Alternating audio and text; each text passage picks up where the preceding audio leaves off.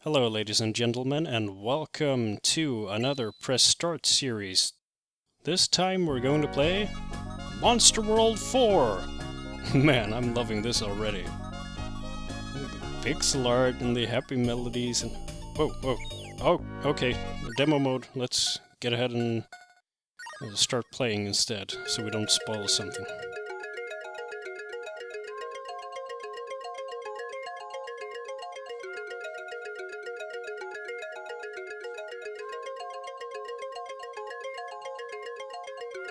So this is the main character, this is Asha, and, well, she's hearing some weird stuff. And we're currently in Estefan village, if you didn't notice. And we're going to set out on an adventure into the monster world. Asha, what are you doing out here? What? You sense that someone needs your help? Already pretending to be a warrior, I see. Well, let's head back. Everyone's waiting. Okay, thanks, Dad. Well, that about sets the tone, I guess. This is kind of a very cheerful, colorful, and just all-around cozy game. It's hard to describe it, but it's like this sort of, I don't know, childish sense of exploration and adventure that you seldom get when you're an adult, or when you're old, like me. I'm really old. Oh hey, treasure. I like that little wiggle. Like, alright, let's get this treasure. Healing medicine. I think healing medicine just sort of heals you up if you die, or if your health runs out. So it's sort of like a second chance. And now we get some life drops from our grandmother, is it? I think so, yeah. Wiggle, wiggle. Treasure! So when you collect enough life drops, that is 10 of them, I think, in total, you gain an extra heart.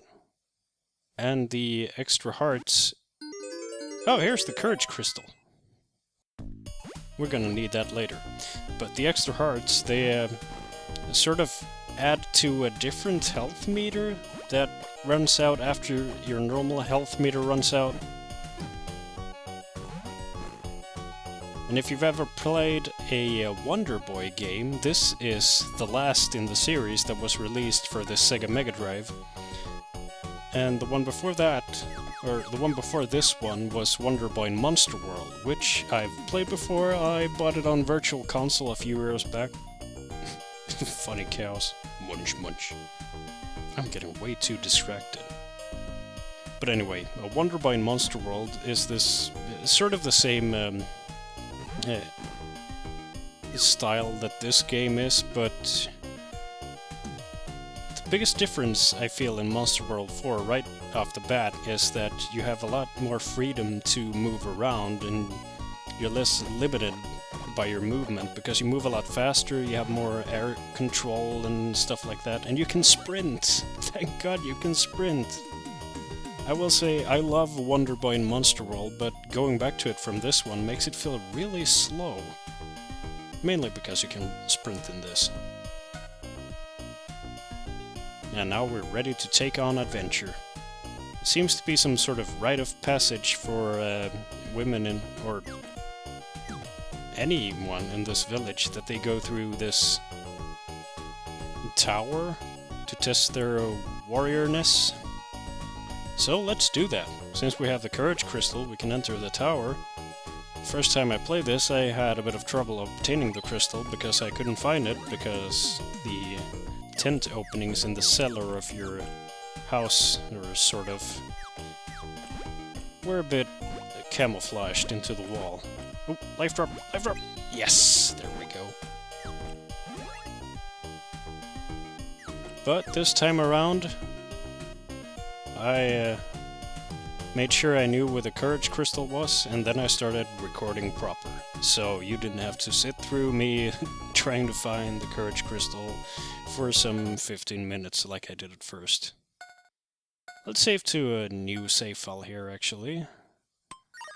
And as you can tell, this is the Xbox 360 version in the form of Monster World Collection, which costs not a lot of money. I think, of course, it's in local currency, so I was paying in Swedish krona. I think the dollar equivalent would be $12, $13 or something like that. So it's very cheap, and you get Monster World 4, which is this one. And you get Wonder Boy in Monster World, which is also excellent. And you get Wonder Boy in Monster Land, I think, which is, I think, the earliest iteration of this sort of RPG platformer style of play. The original Wonder Boy games were more like just simple platformers. The first one was an auto-scroller, which received a slightly different main character for its release on the Nintendo Entertainment System, and was called Adventure Island. So, on the one hand, you had a licensed sort of port for Nintendo that was Adventure Island, that sort of just went in the same tracks. While this, on the other hand, evolved into something more, yeah, I guess you could say Zelda-like, but in a platforming perspective.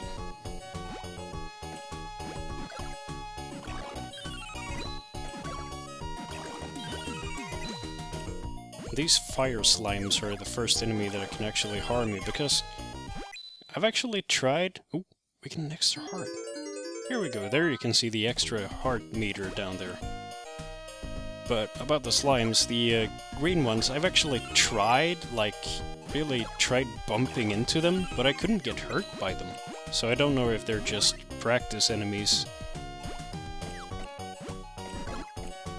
I saw someone complain in a review that this game got a bit difficult once you reach the Tower of Trials area that we're heading towards, but I think the difficulty in the Wonder Boy games is very fair for the most part, at least this and Wonder Boy and Monster World. It always eases you into the kind of enemies that you encounter, and you know, they have simple, recognizable patterns, so you know what to stay away from and how to defend yourself. So I wouldn't say it's hard, really. I think this is very well balanced for being, you know, single difficulty. And we get another life drop, which is quite nice. I like life drops. They give me more hearts.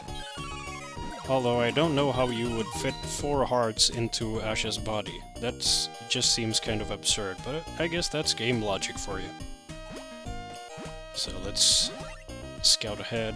I think we're getting close to the tower now, just a few more flame slimes and mushrooms and whatnot.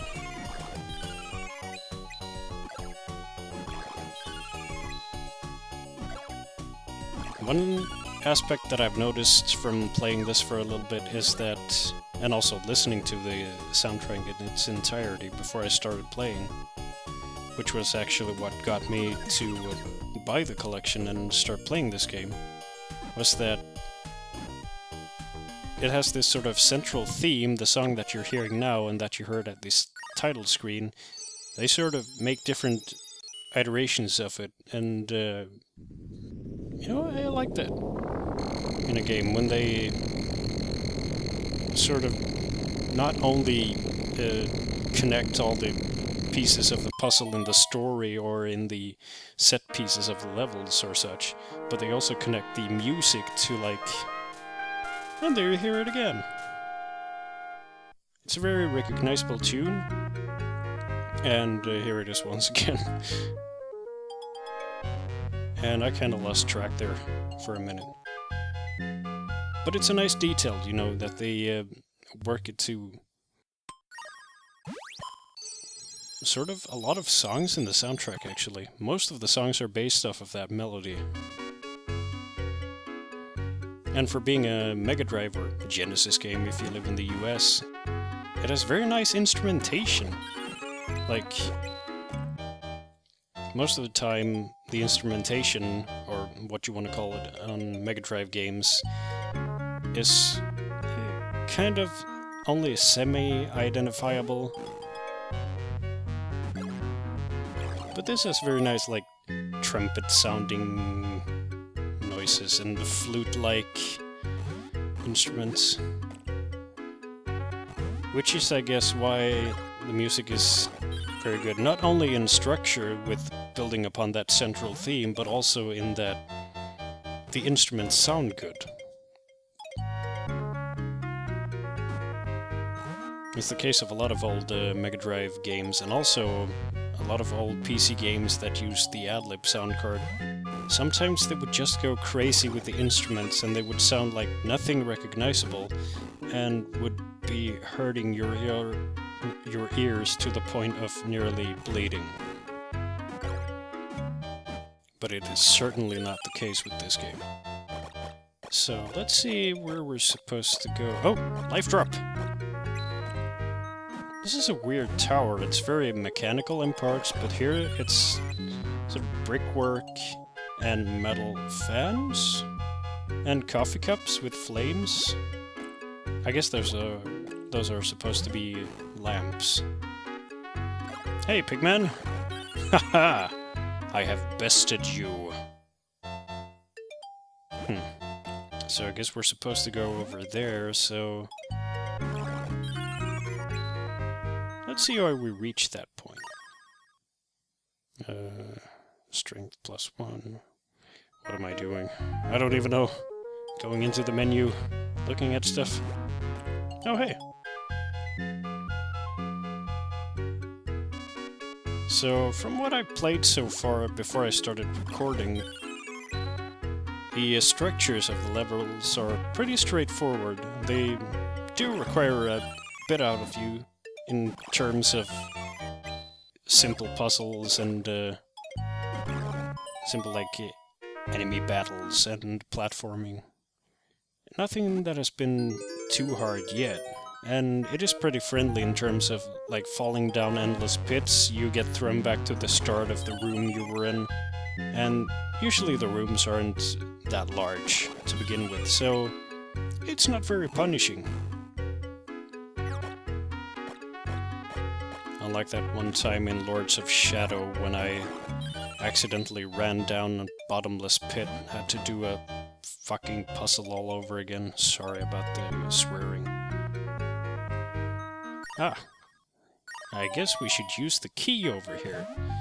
And they should be pretty soon, I guess, a good endpoint for this video. I will keep recording though, so I have some footage to work with. Hopefully I'll be posting more frequently than Symphony of the Night. If you're wondering what's going on with that, I have a bit of editing to do with one of the episodes. I know I said in the first one that there wouldn't be much editing to be done, but I kind of screwed up in a few places quite a few times. But I'm still working on it, so you can look forward to that. I just thought I'd do something else on the side too. And this is like a perfect game to just sit down and play for a session until you reach a save point, and then, you know, save the rest for later. So, let's see what's up here before we end this video. Oh. What am I doing? Ah! Guys, I don't know how to platform. There we go. Ah, more doors. Is there a save guy up here? Huh. Maybe not. A lot of doors, actually. So... Oh! Wolves! Ah! Don't punch me! Oh, no! Oh god. Down to our last heart. I guess... might require a bit of editing here, too. We'll see. Maybe I'll survive. Another wolf! Ah! The first dangerous enemy in the game. More or less. Ugh. Thankfully they give out hearts every now and then. What's behind this? Oh, another wolf. What a surprise. Seems to be a pattern going on here. Ugh, thank God. You know, that's the worst, when you're down to the last heart, or the last, like, parts of your health meter in a game, and you can just feel the pressure. Like, don't die, don't die, don't die, man!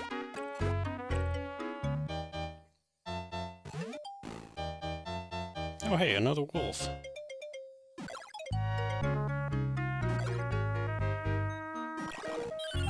There we go. I thought I was going to find a save guy soon, but it doesn't seem like it. Oh, gold! Riches! Ah, life drops. Oh, I forgot to annihilate the baddie in the next room, so I can access that treasure. Come on, fight me! Fight me in real life! Ah! Yes! Aha!